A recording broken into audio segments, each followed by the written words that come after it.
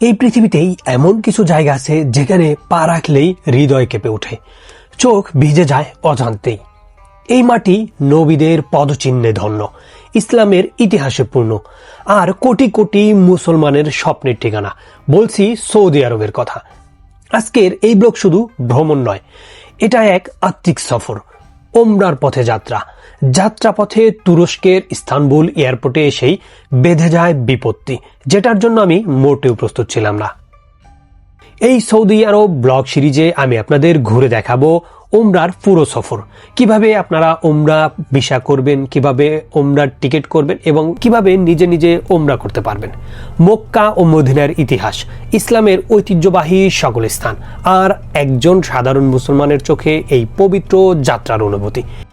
আপনি যদি আমার চ্যানেলে নতুন হয়ে থাকেন তাহলে এখনই চ্যানেলটি সাবস্ক্রাইব করে পাশে থাকা বেল বাটনটি অল করে দিন।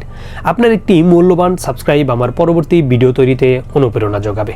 তাহলে চলুন ভিডিওটি শুরু করা যাক।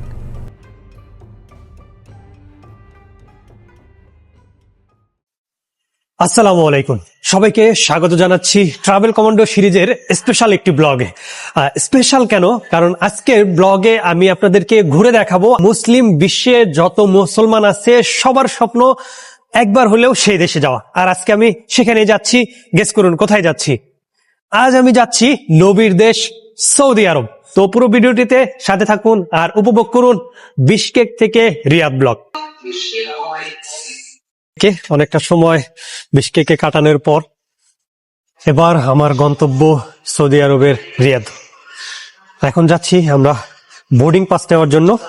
বোর্ডিং পাস নিয়ে এরপর সরাসরি ইমিগ্রেশন, আর সকল অভিজ্ঞতা আপনাদের সাথেই শেয়ার করবো ইনশাআল্লাহ। এদিকটা হচ্ছে বোর্ডিং পাসের এরিয়া। বাইরের ছাইটা কাজ করতেছে, এই জন্য বাইরের ছাইটা খুব একটা দেখাতে পারলাম না। এই পাশেই হচ্ছে বোর্ডিং পাস। এটা হচ্ছে বোর্ডিং পাস এরিয়া, বিভিন্ন এয়ারলাইন্সের বোর্ডিং পাস হয় এইদিকে। বিশকেক আমার পছন্দের শহরগুলোর একটি, আর এটা হওয়ার অন্যতম কারণ হচ্ছে আমি গরম ভয় পাই, শীত ভালোবাসি। আর শীতের সময়টা আমি এখানে লম্বা একটা সময় কাটিয়ে গেলাম। তো এবার ইনশাল্লাহ এক্সপ্লোর করে দেখাবো আপনাদেরকে আরাবিয়ান কান্ট্রিগুলো। বিদায় জানাতে আসছে আমাদের তৌসিফ ভাই। ভাই হচ্ছে বিশকেকে মেডিকেল পড়াশোনা করছেন, তাই তো? জি ভাই। আগামী দিনের এমবিবিএস ডক্টর। আচ্ছা, ইনশাল্লাহ ভাইয়ের জন্য সবাই দোয়া করবেন। আর বড় কথা হচ্ছে আপনি ডক্টর হয়ে কিন্তু আমাদের সেবা দিতে হবে ইনশাআল্লাহ। আমি যাচ্ছি হচ্ছে, আমার ফ্লাইট 5:50, এখন বাজে হচ্ছে 2:30। তো এত রাতে আসলে কতটুকু আন্তরিকতা, ভালোবাসা আর মায়াটান ভালোবাসা না থাকলে তো আসলে এটা হইতো না।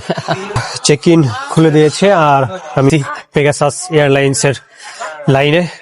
দেখা যাক বোর্ডিং পাসটা নিয়ে যত দ্রুত সম্ভব আমি আমার ইমিগ্রেশন এক্সপিরিয়েন্স আপনাদের সাথে শেয়ার করব।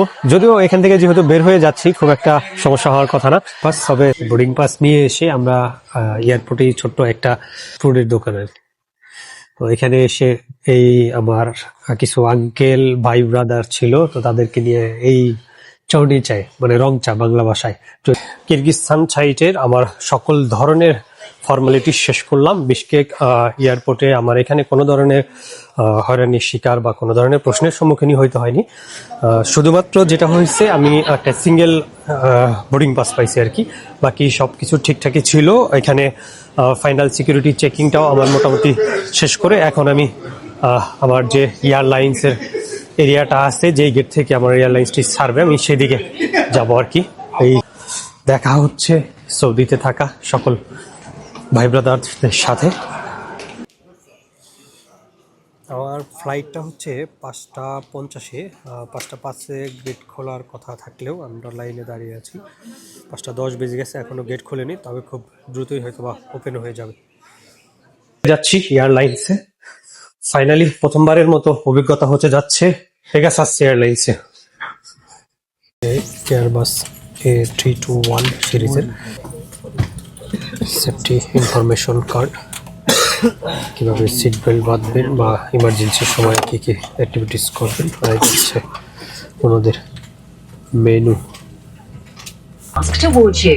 Place it over your nose and mouth. Adjust the headband and breathe normally. Put on your mask first.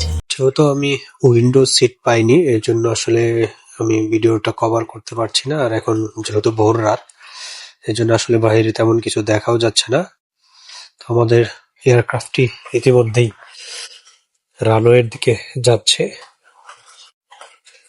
অল্প কিছুক্ষণের মধ্যেই আমরা টেক অফ করতে যাচ্ছি ইনশাল্লাহ। আমরা এখন বিশকেকের আকাশে। এই মুহূর্তে দেখতে পাচ্ছেন আকাশ থেকে ইস্তানবুলের চিত্র। এই প্রথম আমি ইস্তানবুলের আকাশে, আর অল্প কিছুক্ষণের মধ্যেই আমাদের প্লেন ল্যান্ড করবে ইস্তানবুলের সাবিহা gökçen ইন্টারন্যাশনাল এয়ারপোর্টে।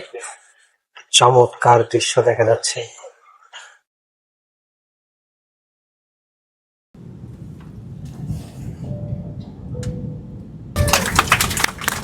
আলহামদুলিল্লাহ।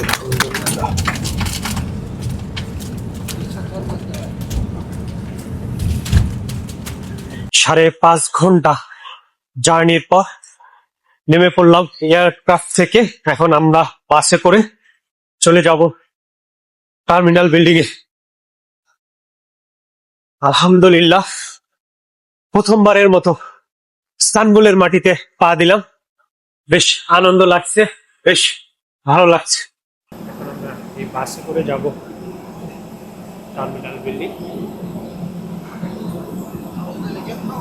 টার্মিনাল বিল্ডিং এ প্রবেশ করে এখানকার আমার যে ট্রানজিট ফর্মালিটিস আছে, ট্রানজিট এরিয়াতে গিয়ে অপেক্ষা করতে হবে। এখানে রয়েছে একটা মানি এক্সচেঞ্জ, হচ্ছে ভিসা অফিস, এদিকে হচ্ছে ইমিগ্রেশন।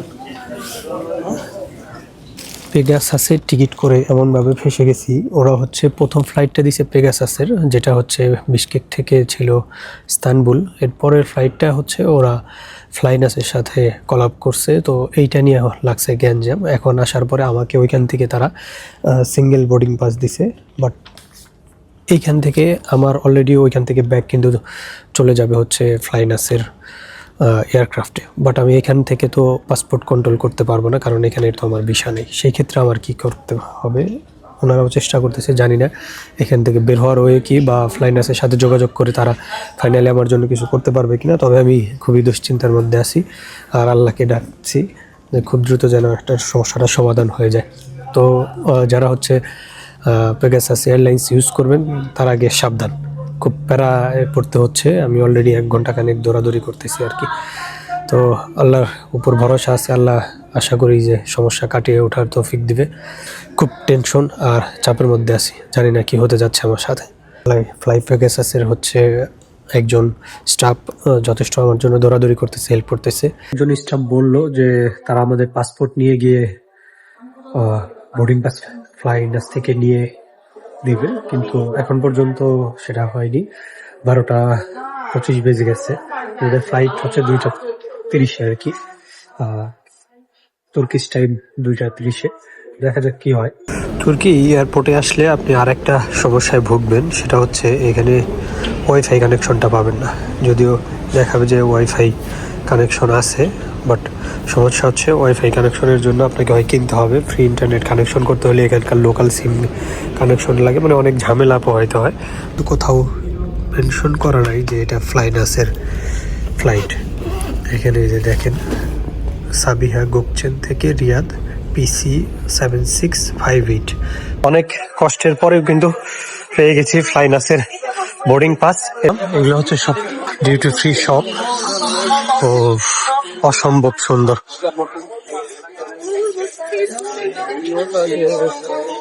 কিডস, ওই যে এখানে দেখেন মার্কিং করা আছে কিডস, এদিকটা।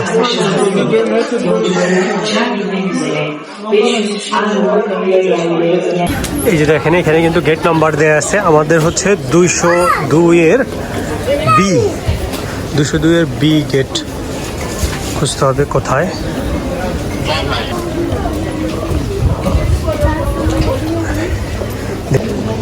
গেটের দিকে আগে যাইতাছি, 202 বি ওই সামনেই দেখা যাচ্ছে।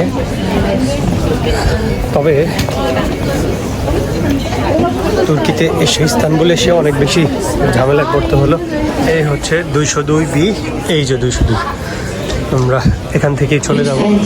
আমার সাথে এক সুদানি ভাই আছে। ইস্তানবুলের সাবিহা গোকচেন ইন্টারন্যাশনাল এয়ারপোর্ট খুব চমৎকার একটা জায়গা, কিন্তু চতুর্দিকে হচ্ছে পাহাড়, এদিকটা হচ্ছে শহর এরিয়া। চমৎকার দেখা যাচ্ছে। এই যে দেখেন পেগাসাসের একটা ফ্লাইট ফ্লাই করছে।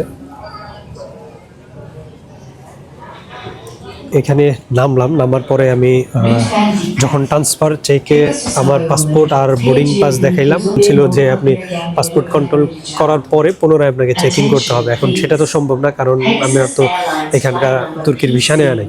এটা নিয়ে প্রচুর চাপে ছিলাম। পরবর্তীতে পেগাসাসের যে ইনচার্জ ছিল উনি আমাদের অনেক হেল্প করছে, আমি সহ আরেকজন সুদানি ভাই ছিল। ওই সুদানি ভাই হচ্ছে আসছে সাইপ্রাস থেকে, উনি একজন স্টুডেন্ট, আর আমি তো আসছি বিশকেক থেকে। পরে দুইজন অনেকক্ষণ অপেক্ষার পরে এই গেট খোলার 30-40 মিনিট এখন বাকি আছে। এই মুহূর্তে আমাদের যিনি ইনচার্জ ছিল, ইনচার্জ লোক পাঠিয়ে পরে এখান থেকে আমাদের বোর্ডিং পাস সংগ্রহ করে দিচ্ছে। দেন আমরা মানে ওই এরিয়া ক্রস করে এইখানে আসতে পারলাম।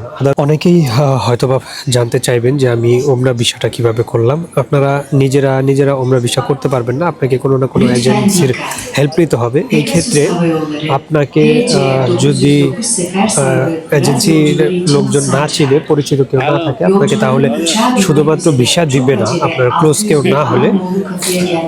আর এটার জন্য খরচ কেমন হয়, এমন কি আপনারা কিভাবে ভিসা পেতে পারেন তার পরিপূর্ণ তথ্য আমি আপনাদের সাথে শেয়ার করবো ইনশাল্লাহ। সৌদিতে আসলে কোথায় থাকবেন, কোথায় খাওয়া দাওয়া করবেন, কেমন খরচ হতে পারে সে সম্পর্কিত টোটাল ব্লগ আসবে ইনশাল্লাহ। আপনারা অবশ্যই চ্যানেলটি সাবস্ক্রাইব করে পাশে থাকা বেল বাটনটি অল করে দিবেন। ইনশাল্লাহ আগামী দিনে সৌদির অনেক ব্লগ আসবে। ঐতিহাসিক জায়গা আছে, সবগুলো কভার করার চেষ্টা করবো। এছাড়াও সৌদির গ্রাম অঞ্চল, মরুভূমি থেকে শহর, সব কিছু দেখানোর চেষ্টা করবো। তারপরে ওমরা ভিসার একটা বেসিক ধারণা দিই। আপনি যদি 15-20 দিনের মতো স্টে করেন, তাহলে আপনারা 23 থেকে 30 হাজারের মধ্যেই আর কি এজেন্সি বুঝে এই প্রাইসের মধ্যে আপনারা 20 দিন স্টে পারমিট সহ ভিসা পাবেন। আর যদি এর চেয়েও বেশি স্টে করতে চান তাহলে আপনাকে আরও বেশি টাকা গুনতে হবে। মোটামুটি অ্যাভারেজে 45 থেকে 50 হাজার পর্যন্ত লাগতে পারে, কম বেশি হতে পারে, এটা এজেন্সির উপরে ভ্যারি করে আর কি। আজকের সেকেন্ড ফ্লাইটের জন্য যাচ্ছি গেট থেকে বেরিয়ে। এখন আছি বোর্ডিং ব্রিজের উপরে। অনেক চড়াই উতরাইয়ের পরে আর কি সব কিছু কমপ্লিট হলো। এখন একমাত্র ফর্মালিটিস বাকি আছে রিয়াদে গিয়ে। প্রথমবারের মতো ফ্লাইনাসের ফ্লাই করতে যাচ্ছি। আমার সিট এবং মাঝখানের রতেই পড়েছে। আমি আসলে উইন্ডো সিট চাইও পাইনি, কিছু করার নেই। এবার হচ্ছে 9C, মানে যে 9C হচ্ছে এটা। আমার এবারে ভ্রমণটা খুব বেশি ভালো যাচ্ছে না, এমনিতেও শরীর অসুস্থ, দ্বিতীয়ত আমি উইন্ডো সিট পাচ্ছি না। রিকোয়েস্ট করেও আসলে নিতে পারিনি। Ladies and gentlemen, due to safety reasons, the lines in the cabin will be dimmed for takeoff and later for landing. For reading, you can use your individual reading light, which is located in the service panel above your seat. Now we thank you for your attention on behalf of Flynas. We wish you pleasant and comfortable flight to Riyadh. Bangladesh থেকে যারা ওমরা করতে আসবেন তাদের জন্য ছোট্ট একটা idea. বিমান ভাড়া কেমন হতে পারে? বাংলাদেশের ঢাকা থেকে সৌদি আরবের রিয়াদ, জেদ্দা, দাম্মাম বিমান ভাড়া সময়, ঋতু ও এয়ারলাইন্স এবং আগাম বুকিংয়ের উপরে ভিন্ন ভিন্ন হয়। সাধারণত ইকোনমি ক্লাসে সিঙ্গেল টিকিট 45 থেকে 60 হাজার পর্যন্ত হতে পারে, কখনো কখনো সেটি বেড়ে যায় 70 থেকে 80 হাজারের মধ্যে। আবার আপনি যদি রিটার্ন টিকিট করেন, রিটার্ন টিকিটও ইকোনমি ক্লাসে মোটামুটি 80 হাজার থেকে শুরু করে 1,20,000 পর্যন্ত হতে পারে। এটা নির্ভর করবে কোন সময়ে কাটছেন, কোন এয়ারলাইন্সে কাটছেন। বিশেষ করে রমজান বা পিক সিজনে দাম অনেক বেশি হয়, সেই সময়ে 1 লাখ থেকে 1,20,000-30 হাজার টাকা পর্যন্ত উঠে যায়। বাংলাদেশ থেকে Biman Bangladesh airlines, fly Dubai, air Arabia, US Bangla airlines, Emirates, IndiGo, Jazeera সহ বেশ কয়েকটি এয়ারলাইন্স ফ্লাইট পরিচালনা করে থাকে। এছাড়াও শ্রীলঙ্কান এয়ারলাইন্সও রয়েছে। যাত্রার মোটামুটি 2 থেকে 3 মাস আগে টিকিট করতে পারলে অনেক কমে পেতে পারেন, তবে রমজান বা ছুটির সময়ে দাম বেশি হবে, এই ব্যাপারটি মাথায় রাখবেন।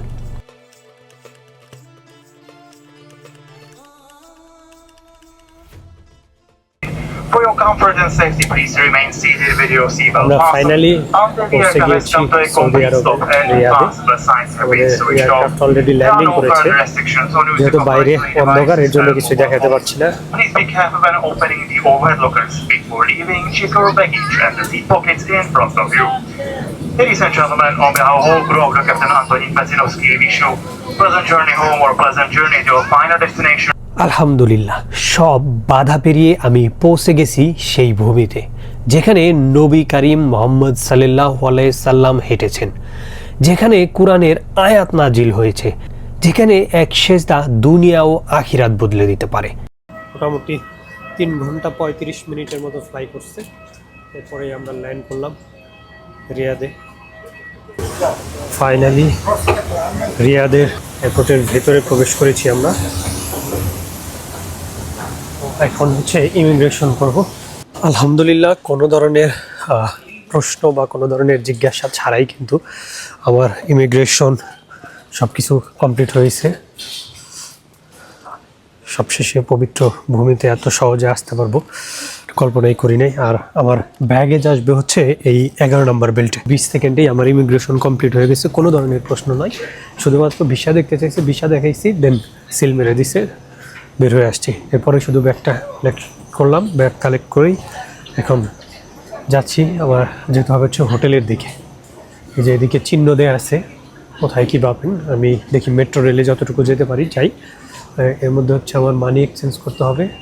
রিয়াদে আসার পরে আপনারা যারা মানি এক্সচেঞ্জ নিয়ে ঝামেলায় পড়বেন তারা সরাসরি উপর থেকে লিফট দিয়ে নিচে চলে আসবেন। নিচে চলে আসলে এদিকে হচ্ছে আছে সিমের যেই সবগুলো এসটিসি সহ মোবাইলই আর একটা জয়েন সম্ভবত নাম, এই সিম কোম্পানিগুলো পাবেন। সেই সাথে এইখানে হচ্ছে ব্যাংক বিলাত। তো এই ব্যাংকটার ভিতরে আসলে কিন্তু আপনারা মানি এক্সচেঞ্জও করতে পারবেন। আর এখানে আজকে হচ্ছে ইউএসডি 3.74 ইউএসডি সহ দেখেন ইউরো সবগুলা, Egyptian pound, Indonesian rupiah, Indian rupee, Moroccan dirham, Bahraini dinar সব কিছু রেট দেওয়া আছে। আপনারা রেট দেখে কনভার্ট করে নেবেন। কোনো নতুন দেশে গেলেই কিন্তু আমাদের কারেন্সি নিয়ে নানান ধরনের জটিলতায় পড়তে হয়। এই যে আমার হাতে এগুলো হচ্ছে 1 টাকা, মানে 1 রিয়াল আর কি। এটা হচ্ছে 200 রিয়াল, এটা হচ্ছে 5 রিয়াল, আর এগুলো হচ্ছে 50 রিয়াল করে। তো সব মিলিয়ে আমি আপাতত $100 এক্সচেঞ্জ করলাম। এরপরে আপাতত আমি সিম কিনবো, দেন হচ্ছে চলে যাব হোটেল এরিয়াতে। সির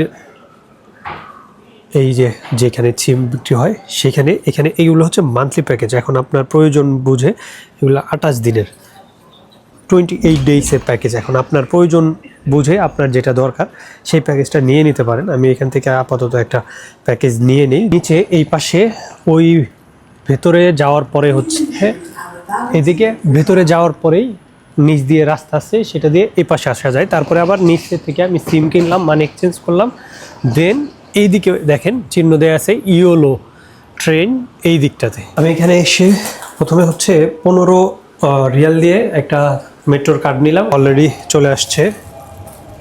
যে কোনো একটা এখন উঠে যাবো আর কি।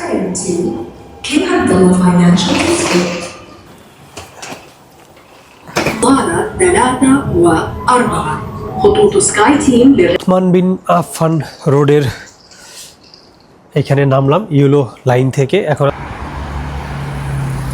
মেট্রো থেকে নেমে আমি আবারও অপেক্ষা করছি বাসের জন্য। এখানে 231 নম্বর বাস আসবে, সেই বাসে করে আমি যাব হোটেলের ওইদিকে। দেখি আবার বাসে কি এই কার্ডটাই চলবে নাকি আবার আলাদা কোনো কার্ড করতে হবে, ঠিক জানি না, দেখা যাক কি হয়। মেট্রো থেকে নেমে আসলাম হচ্ছে বাসে করে। এখানের যে পাবলিক বাস আছে বাসে করে কার্ড এবং বাসের কার্ড সব কিন্তু একই কার্ড দিয়েই হয়। আমি এখন যাচ্ছি হচ্ছে আমার হোটেলের দিকে। হোটেলে গিয়ে চেক ইন করেই খাবার দাবার খেয়ে নিতে হবে। আমি আল ওয়াদি নামের একটা এরিয়াতে এসে হোস্টেল নিচ্ছি। আমার হোস্টেলটা খুব বেশি ভালো সেরকম না, তবে খুব বেশি খারাপ না, থাকা যায়। তবে ভাড়াটা আমার কাছে অনেক বেশি মনে হয়েছে। হয়তো বা রিয়াদে একটু ভাড়া বেশি হতে পারে, আইডিয়া নাই, তবে আমি অনলাইন থেকে দেখে নিছি আর কি। রিয়াদে এসে আমি এই হোস্টেলে উঠেছি, এরকম রুমে উপরে নিচে টোটালে 8টা বেড আছে। আর এই বেডগুলো প্রতি বেডের ভাড়া হচ্ছে 75 রিয়াল করে, আর পুরো একটা রুম যদি নিতে চান তাহলে আপনাকে খরচ করতে হবে 150 রিয়াল প্রতি রাতের জন্য। এটা হচ্ছে আমার বেড, আপাতত এখানে উঠেছি। এটা হচ্ছে আমার বেড, এই যে ব্যাগপত্র রাখছি এখানে। আর এইটা হচ্ছে আমার হোস্টেলের, এইটা ছোট্ট একটা কিচেন এরিয়া, মানে অ্যাটাচড আর কি। এটা ছোট একটা ফ্রিজ দেওয়া আছে খাবার টাবার গরমের জন্য, ওভেন, কফি টি মেকার, ইলেকট্রিক চুল্লি কোয়ালিটির, আর সুন্দর সোফা বসানো আছে এখানে। পড়া, ল্যাপটপ চালানো থেকে শুরু করে বাকি ব্যবস্থাগুলো আছে আলহামদুলিল্লাহ, একদম খারাপ না, তবে টাকাটা একটু বেশি আর কি। শুধুমাত্র এটা যদি মানে 15-20 রিয়াল বা 50 রিয়ালের নিচে হইতো এটা ভালো হইতো, তবে একটু রেটটা বেশি, তাছাড়া বাকি সব ঠিক আছে। আপনারা যদি সিঙ্গেল আসেন, রিয়াদে আসলে কোন টাকার মধ্যে রুম পাওয়া বা হোস্টেল পাওয়া একটু কষ্ট, তো এইটা আমি পাইছি অনলাইনে দেখে আর কি মোটামুটি, তো একবারে খারাপ বলা যায় না, ভালোই আছে। হোস্টেলে চেক ইন করেই খাবার খেতে আসছি। এদিকে দেখতেছি বাংলায় লেখা রয়েছে মদিনা হোটেল, এইদিকে কিছু খাবারের দোকান আছে। দেখি এক জায়গায় ঢুকে কিছু খাবার খেতে হবে। এই যে এটা হচ্ছে রাজধানী হোটেল, কুমিল্লা রেস্টুরেন্টে। এখানে এসে হচ্ছে কাসকি মাছ দিয়ে খাবার নিয়েছি। কাসকি মাছ দেখলাম 15 রিয়াল, সাথে হচ্ছে খাবার হচ্ছে ভাত আর হচ্ছে বেগুন ভাজি, বেশ মজাদার। আর একটা পানি নিয়েছি, পানির দাম আলাদা দিতে হবে। সাথে কিন্তু একটা যে ডাল, সালাদ, এগুলো সবই আছে। সেই বিশকেক থেকে রিয়াদ পর্যন্ত পৌঁছাতে মোটামুটি যা যা হয়েছে, যে সব প্রক্রিয়ার মধ্যে দিয়ে গেছি, সকল কিছু এই ব্লগে দেখানোর চেষ্টা করেছি। তো এখন আমি অনেকটা ক্লান্ত, অনেক টায়ার্ড হয়ে গেছি। দেখা হবে পরবর্তী ব্লগে, সে পর্যন্ত সবাই ভালো থাকুন। আর সৌদি আরবের বিশেষ বিশেষ ব্লগ আসছে, খুবই দারুণ দারুণ কিছু ব্লগ আসবে ইনশাআল্লাহ। আপনারা সবাই চ্যানেলটি সাবস্ক্রাইব করে পাশে থাকা বেল বাটনটি অল করে দিবেন। যেহেতু আমার ঠান্ডা লাগছে, এজন্য 2-1 দিন একটু রেস্ট নেব, রেস্ট করার পরে থেকে, কারণ এখন ভয়েসটা অনেক ডাউন। দেখা হচ্ছে পরবর্তী ব্লগে, সে পর্যন্ত সবাই ভালো থাকুন, সুস্থ থাকুন, আল্লাহ হাফেজ।